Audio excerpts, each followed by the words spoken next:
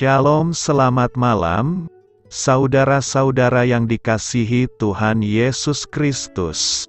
Selamat berjumpa dalam renungan pada malam hari ini. Doa dan harapan saya, saudara semua ada dalam keadaan yang baik, sehat, penuh sukacita, dan berlimpah berkat Tuhan. Sebelum kita mendengarkan renungan firman Tuhan, mari sama-sama kita berdoa.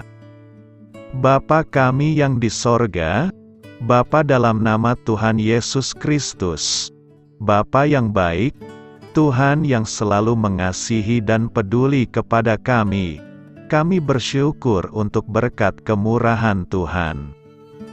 Penyertaan-Mu dari pagi hingga malam hari ini, oleh karena pertolongan Tuhan, karena tuntunan dan hikmat-Mu saja, maka kami dapat melakukan segala tugas aktivitas kami. Pada saat ini kami mau mendengarkan sabda firman-Mu, urapi kami Tuhan, agar kami mengerti dan taat melakukan kehendak-Mu. Dalam nama Tuhan Yesus, kami berdoa. Haleluya, amin. Saudara yang terkasih, ayat pembacaan Alkitab kita hari ini terambil dari Mazmur 56 ayat yang ke-8 sampai 12. Mazmur 56 ayat 8 sampai 12. Apakah mereka dapat luput dengan kejahatan mereka? Runtuhkanlah bangsa-bangsa dengan murka-Mu, ya Allah. Sengsaraku Engkaulah yang menghitung-hitung, air mataku Kau taruh ke dalam kirbat-Mu. Bukankah semuanya telah Kau daftarkan? Maka musuhku akan mundur pada waktu aku berseru. Aku yakin bahwa Allah memihak kepadaku. Kepada Allah, firman-Nya kupuji, kepada Tuhan, firman-Nya kupuji. Kepada Allah aku percaya, aku tidak takut. Apakah yang dapat dilakukan manusia terhadap aku? Sahabat suara kasih, ayat emas renungan kita hari ini adalah Mazmur 56 ayat 9. Sengsaraku Engkaulah yang menghitung-hitung, air mataku Kau taruh ke dalam kirbat-Mu. Bukankah semuanya telah Kau daftarkan? Judul renungan kita hari ini adalah Makna Natal bagi Hidup Kita. Ditulis oleh Anita Enger Brooks. Sahabat suara kasih, wajah Kari tampak memulas di kursinya. Setelah mendengar alunan lagi It's the Most Wonderful Time of the Year, dia tampak tidak nyaman, dan seolah bertanya pada dirinya sendiri, bagaimana kalau ini bukanlah masa yang paling indah? Anak bungsunya menarik-narik lengan bajunya, dan tersenyum ke arah Kari dengan sangat polos. Anak berusia setahun lebih itu, sama sekali tidak paham dengan kondisi hati ibunya, kalau saat itu dia merasa sepanjang tahun adalah masa-masa yang paling menyedihkan. Dia banyak mengalami hal buruk, mulai dari kehilangan rumah dan putri sulungnya ikut terbakar di dalamnya. Bau asap sekecil apapun masih membuat Kari mengingat kejadian mengerikan itu. Saat alunan lagu itu bergema, pendeta melangkah menuju ke belakang podium.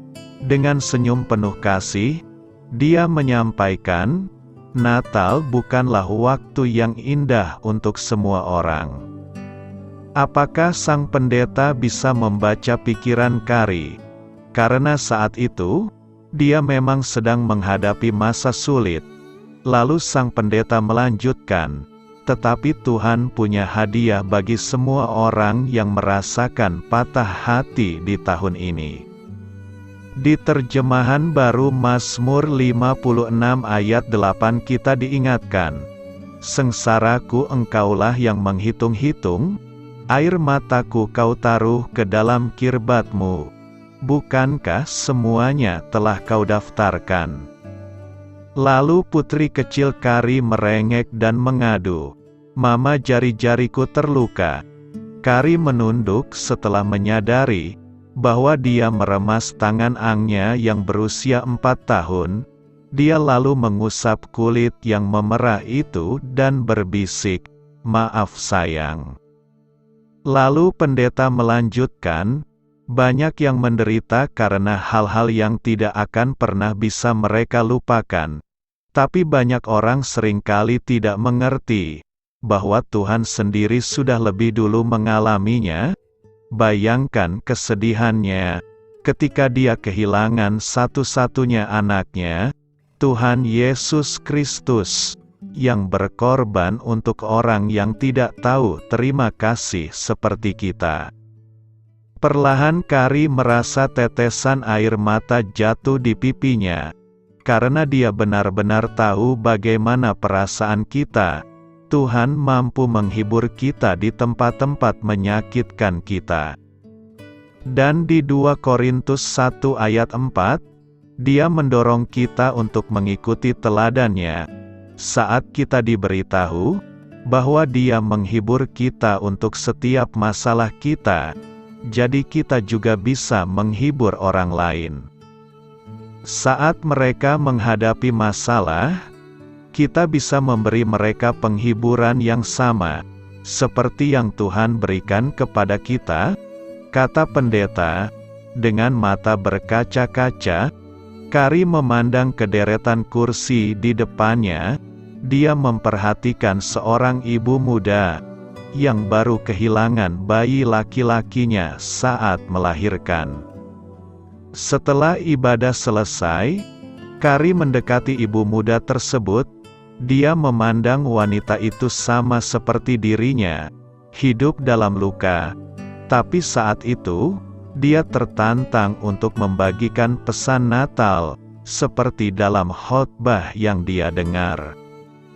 Tak lama setelah itu, Kari baru menyadari bahwa melalui setiap peristiwa pahit yang dilaluinya, Tuhan tetap membimbingnya. Dia mendapati dirinya mulai bisa tersenyum dan menikmati hal-hal sederhana yang terjadi dalam hidupnya.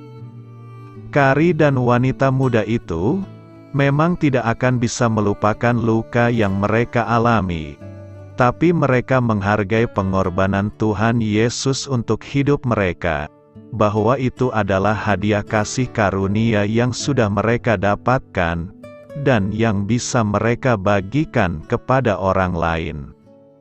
Sahabat Suara Kasih, marilah kita renungkan, dia akhirnya memahami bahwa Kristus yang dirayakan di hari Natal adalah momen untuk mengingat kasih setia Tuhan bagi semua orang yang terluka.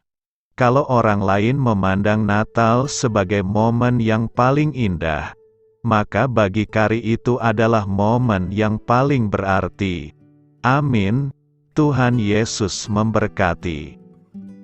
Saudara yang terkasih, demikianlah renungan kita pada malam hari ini. Semoga menjadi berkat dan kebaikan bagi kita semuanya. Dan untuk menutup renungan kita pada malam hari ini, marilah kita berdoa.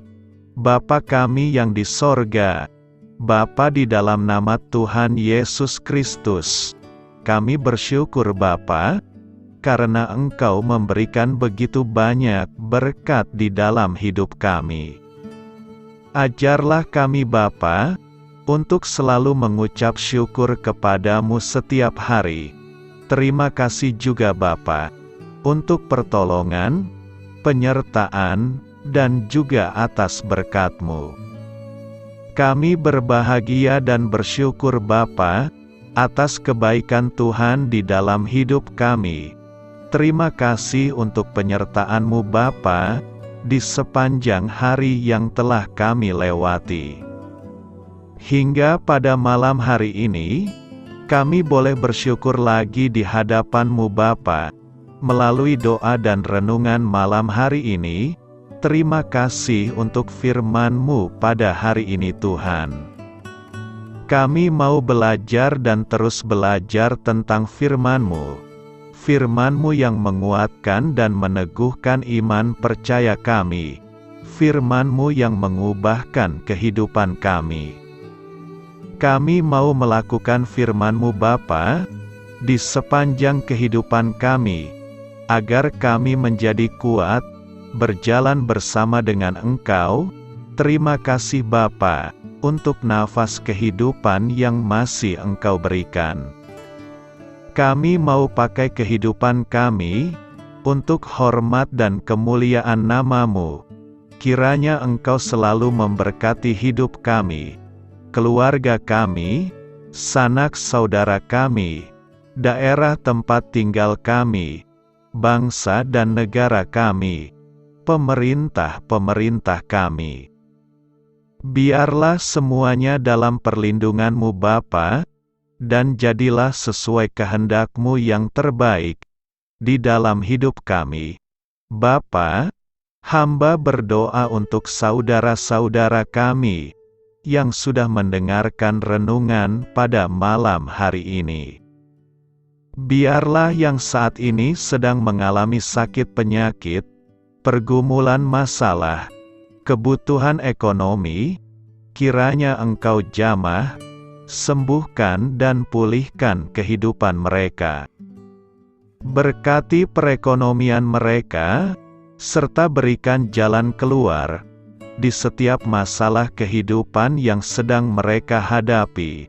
Ajarlah kami juga Bapa, untuk selalu berharap dan percaya kepada Tuhan Yesus. Pada malam hari ini Bapa, kami akan beristirahat dalam tidur kami.